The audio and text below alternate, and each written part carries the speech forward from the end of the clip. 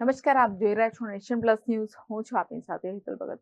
છોટાઉદેપુર જિલ્લાના પાવીજેતપુર તાલુકાના કદવાલ ગામ પાસે પંચાયત માર્ગ મકાન વિભાગ દ્વારા જર્જરિત સ્લેબ ડ્રેન તોડવાની કામગીરી કરવામાં આવતા વાહન ચાલકો મુશ્કેલીમાં મુકાયા છે. પંચમહાલ જિલ્લાને અને છોટાઉદેપુર જિલ્લાને જોડતો આ મુખ્ય રસ્તો છે, જ્યારે 50 થી વધુ ગામો આ રસ્તાથી જોડાયેલા છે. છોટાઉદેપુર જિલ્લાના પાવીજેતપુર પંચાયત માર્ગ મકાન વિભાગના અધિકારીઓએ મુખ્ય રસ્તા ઉપર કોન્ટ્રાક્ટર પાસે પાકું ડાયવર્ઝન બનાવ્યા વગર જ સ્લેબ ડ્રેન તોડવાની કામગીરી કરતા વાહન ચાલકો મુશ્કેલીમાં મુકાયા હતા. સ્થાનિક લોકોને પણ મુશ્કેલી પડી રહી છે.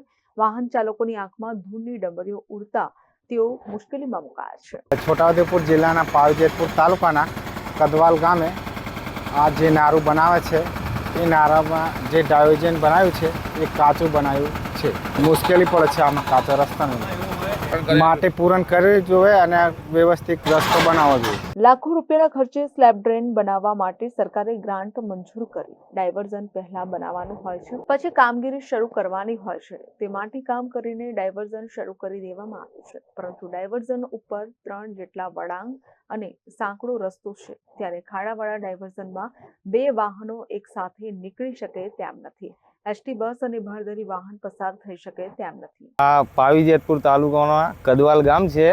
આ જે નાળાનું કામ અત્યારે ચાલુ છે, આ ડાયવર્ઝન બનાવેલા છે. એ ડાયવર્ઝન હાલ કાચું માટીનું પૂરણ કરી અને ડાયવર્ઝન બનાવ્યા છે, પરંતુ ડાયવર્ઝન પાકે પાયે હોવાથી બસ બધું અંદર આવે એવી અમારી માંગણી છે. અને અમને ત્યાં ચોકડી ઉપર ઉતરવું પડે છે અને બારોબાર ત્યાં ચોકડી પરથી બસ છે, સરકારી બસ છે, ગમે તે મોટા વાહનની અવર જવર માટે બહુ તકલીફ પડે છે.